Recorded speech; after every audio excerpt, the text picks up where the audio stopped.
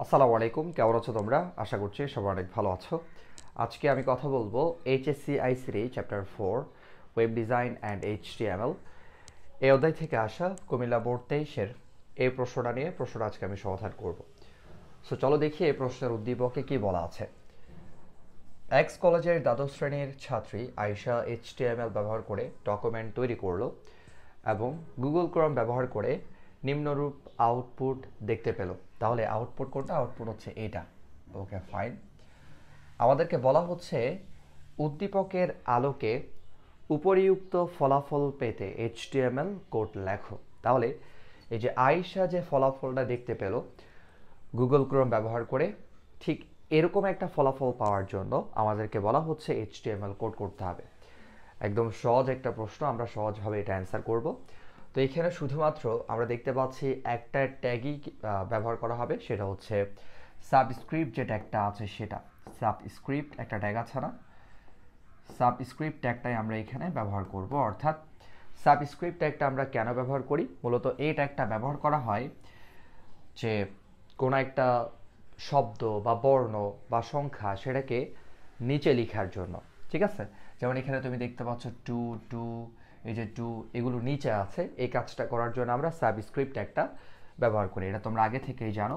এই যে opening sub এবং ক্লোজিং সাব, ওপেনিং সাব এবং ক্লোজিং সাবের মাঝখানে আমরা যেটা লিখবো সেটা নিচে চলে আসবে। তো চলো আমরা কোডটা করে ফেলি। গ প্রশ্নটা সমাধান করব। ওকে, গ প্রশ্ন।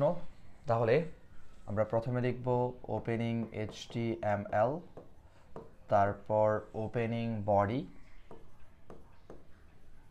ওকে, তারপর এখানে যে কাজটা করব এটাকে আমি জাস্ট সুন্দরের জন্য এটাকে আমি একটা প্যারাগ্রাফ ট্যাগের মধ্যে রাখবো। তুমি কিন্তু এটাকে ইউজ না করলেও পারবে, কোনো অসুবিধা নাই। তুমি চাইলে ইউজ করতে পারো অথবা ইউজ নাও করতে পারো। তো আমি এটাকে জাস্ট একটা প্যারাগ্রাফ ট্যাগের মধ্যে রাখবো। হ্যাঁ, এরপর এই কাজটা এখন আমি করব। তো এখানে দেখো টু এইচ, এখানে কিন্তু কোনো ট্যাগ নাই। কোনো ট্যাগ আছে? কোনো ট্যাগ নাই। তাহলে আমরা কি করব? এই যে টু এইচ, এটাকে সিম্পলি লিখে ফেললাম। এই যে এইচ এর নিচে যে টুটা আছে, এইটা নিচে আনার জন্য, টুটাকে নিচে আনার জন্য আমাদের ওপেনিং সাব এবং ক্লোজিং সাবের মাঝখানে মূলত টুটাকে লিখতে হবে। তাহলে এই যে টুটা নিচে চলে আসবে। তারপর প্লাস, এরপর আমরা দেখতে পাচ্ছি ও, এটার নিচে আবার টু আছে। এই কাজটা করার জন্য আমরা ওপেনিং সাব টু, এরপর ক্লোজিং সাব। অলরাইট, তারপর বাকিটা আমি নিচে লিখতেছি, দেখো ইকুয়াল, এরপর টু, আবার দেখো এইচ এর নিচে টু আছে। সেই কাজটা করার জন্য আমরা ওপেনিং সাব, তারপর টু, এরপর ক্লোজিং সাব, এরপর জাস্ট একটা ও আছে। সিম্পল, জাস্ট একটা ট্যাগ এখানে আমরা ইউজ করলাম, উইচ ইজ সাবস্ক্রিপ্ট ট্যাগ। আর সাবস্ক্রিপ্ট ট্যাগ আমরা মূলত ব্যবহার করি কিসের জন্য? এটা মূলত ব্যবহার করা হয় যে কোনো কিছুকে নিচে লেখার জন্য। এই যে এইভাবে করে নিচে লেখার জন্য, সেটা হতে পারে ওয়ার্ড অথবা কোনো নাম্বার অথবা কোনো লেটার, হোয়াট এভার। ঠিক আছে, বা সেন্টেন্সও হতে পারে, যে কোনো কিছু জাস্ট নিচে লিখতে চাইলে যেটা তুমি নিচে লিখবা সেটাকে ওপেনিং সাব এবং ক্লোজিং সাবের মাঝখানে লিখবা।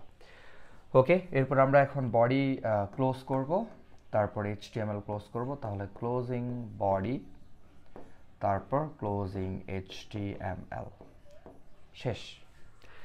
এরপর দেখি ঘ প্রশ্নে কি বলছে। ঘ প্রশ্নে বলছে যে উক্ত ফলাফলটির পরিবর্তে যদি আমরা এই ফলাফলটা পেতে চাই, এই যে এখানে একটা ফলাফল দেওয়া আছে, যদি উক্ত ফলাফলের পরিবর্তে আমরা যদি এই ফলাফলটা পেতে চাই, তাহলে কোথায় কি পরিবর্তন করতে হবে তা বিশ্লেষণ করো। তো আমরা দেখতে পাচ্ছি উদ্দীপকে যেটা দেওয়া আছে, এখানে মূলত সাবস্ক্রিপ্ট ট্যাগ ব্যবহার করা হয়েছে, বিকজ এখানে আমরা টুটা নিচে দেখতে পাচ্ছি, আর এখানে আমরা দেখতে পাচ্ছি যে টুটা উপরে আছে। তাহলে নিচে থাকলে আমরা সাবস্ক্রিপ্ট ট্যাগ ব্যবহার করি, আর যদি উপরে থাকে তখন কিন্তু সুপারস্ক্রিপ্ট ট্যাগটা ব্যবহার করি। কোনো ওয়ার্ড, কোনো নাম্বার, কোনো সেন্টেন্স যদি উপরে লিখতে হয়, সেক্ষেত্রে আমরা এই যে এইভাবে করে উপরে থাকলে সেক্ষেত্রে আমরা কি করব? মূলত সুপারস্ক্রিপ্ট ট্যাগটা ব্যবহার করব। ঠিক আছে, মানে পাওয়ার আকারে লেখার জন্য আর কি। তো খুব সিম্পল, আমরা তাহলে লিখতে পারি যে উদ্দীপকে আয়শার যে ফলাফলটা দেওয়া আছে সেখানে আমরা দেখতে পাচ্ছি যে মূলত সাবস্ক্রিপ্ট ট্যাগ ব্যবহার করা হয়েছে। সো আমরা যদি এরকম ফলাফল পেতে চাই সেক্ষেত্রে আমাদের সুপারস্ক্রিপ্ট ট্যাগটা ব্যবহার করতে হবে। তো চলো এটা আমি কোডটা করে ফেলি, তোমরা একটু নিজের ভাষায় কথাগুলো লিখে তারপর কোডটা করে ফেলবা। এখানে মূল হচ্ছে যে কোডটা করা, বোঝা গেছে? ওকে, তাহলে কোডটা আমি করে ফেলি। ঘ প্রশ্ন, তো শুরু করব ওপেনিং HTML, তারপর ওপেনিং বডি। আচ্ছা, এখানে আমি যে কাজটা করব সেটাকে সিমিলারলি আমি প্যারাগ্রাফ ট্যাগের মধ্যে রাখবো, ওপেনিং পি এরপর ক্লোজিং পি। এটা শুধুমাত্র এই জিনিসটাকে একটা অংশের মধ্যে রাখলে মানে বিষয়টা দেখতে সুন্দর লাগে, যে এখানে কি কাজ করা হয়েছে সেটা আলাদা করে বোঝা যায়, এর জন্য ইউজ করা। ওকে, এরপর শুরু করি আমরা তাহলে। H+O, দেখো জাস্ট সিম্পলি লিখে ফেললাম। উপরে আছে 2, এই যে 2টাকে উপরে আনার জন্য আমরা এখন সুপারস্ক্রিপ্ট একটা ইউজ করব, SUP। এখানে একটু লিখে দেই, এই যে সুপারস্ক্রিপ্ট। তো ট্যাগটা হচ্ছে মূলত ওপেনিং সুপ এরপর ক্লোজিং সুপ, ঠিক আছে? মাঝখানে যেটা লিখবো সেটা উপরে চলে যাবে। তাহলে এখানে 2 লিখলাম, এরপর ক্লোজিং সুপ, তারপর আমরা ইকুয়াল দিব, তারপর H, উপরে 2 আছে, এটাকে আমরা আবার ওপেনিং সুপ 2, তারপর ক্লোজিং সুপ। আচ্ছা, এরপর প্লাস, এরপর 2HO, এরপর প্লাস ও এর উপর আবার পাওয়ার 2 আছে, তাহলে ওপেনিং সুপ 2 ক্লোজিং সুপ লিখে ফেললাম, শেষ। তারপর আমরা বডি এবং HTMLটা ক্লোজ করে দিব, তাহলে ক্লোজিং বডি এবং ক্লোজিং HTML। এই হচ্ছে এই প্রশ্নের সমাধান, একদম সহজ, ঠিক আছে? আচ্ছা, তো তোমাদের আরেকটা প্রশ্নের উত্তর আমি একটু দিয়ে রাখি, সেটা হচ্ছে তোমরা অনেকেই প্রশ্ন করো যে স্যার আইসিটি বিষয়ের প্রত্যেকটা অধ্যায়ের ক খ প্রশ্নগুলো আমাদের অনেক সমস্যা, এই প্রশ্নগুলো আমরা অ্যান্সার করতে পারি না। সো যেহেতু ক খ প্রশ্নগুলোতে আমাদের সমস্যা আছে, এগুলা আমরা কিভাবে মানে অ্যান্সার করতে পারি, বা এগুলো অ্যান্সার করার জন্য আমরা কি করতে পারি?